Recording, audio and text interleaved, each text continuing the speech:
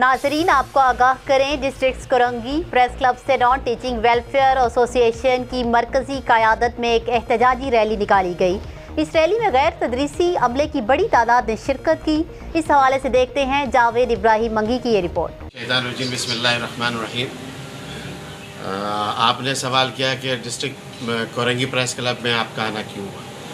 आप लोगों को मालूम होगा कि पिछले 20-22 दिन से हम रीजनल डायरेक्टर कराची कॉलेजेस के ख़िलाफ़ भरपूर एहतजाज कर रहे हैं और पिछले हफ्ते ही हमने कराची प्रेस क्लब के ऊपर भी एहतजाज किया उनकी नाइंसाफ़ियों और तमाम तदरीसी और गैर तदरीसी अमले से उनके रवैयों पर। अब उस दायरेकार को हमने डिस्ट्रिक्ट वाइज और ज़िले के सतह पर बढ़ाया है, तो लिहाजा इस वजह से हमें आज आपके कोरंगी प्रेस क्लब पर भी हम आ जाएँ और हमारी इससे बड़ी तादाद मलिक प्रेस क्लब पर भी इस वक्त मौजूद है, जो कि वहाँ पर हमारे चेयरमैन सैयद शारदा शाह की सरबराही में एहतजाज कर रही है। ये कराची से लेके कश्मीर तक हो रहा है, पूरे सिंध में हर डिस्ट्रिक्ट में हो रहा है।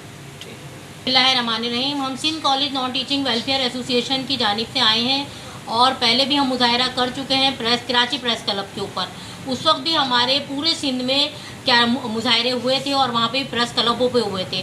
उसके बाद हमारी टीम ने और जो हमारी एसोसिएशन के लोग हैं उन्होंने डिसाइड किया क्योंकि आरडी साहब के लिए कोई इक़दाम नहीं उठाए गए, जो कि कराची के आरडी हैं। उनकी रेशा दवानियों की वजह से, उनकी परेशानियों की वजह से, जो उन्होंने नॉन टीचिंग अमले को ही नहीं, उन्होंने टीचिंग अमले को भी बहुत परेशान कर रखा है इस वक्त। और अगर हमारा यकीन नहीं तो आप में से कोई भी जाए और वहाँ पर जाकर खुद देख ले कि वहाँ दुकानदारी किस तरह चल रही है।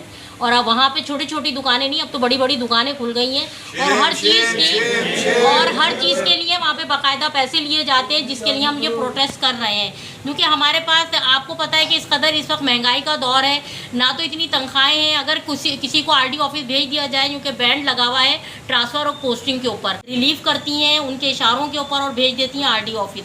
फिर वहाँ से दोबारा भेजने के लिए उन्हीं इलाकों में, क्योंकि कराची में कन्वेंस का सबसे बड़ी प्रॉब्लम है, लोग चाहते हैं अपने घर के करीब कॉलेजेस में जाएं। और ये हमारा नहीं, ये हाई कोर्ट का भी फैसला है कि घर के करीब लेडीज़ को नहीं, जेंट्स को भी प्रोवाइड किया जाए जो भी चीज़ें उनकी।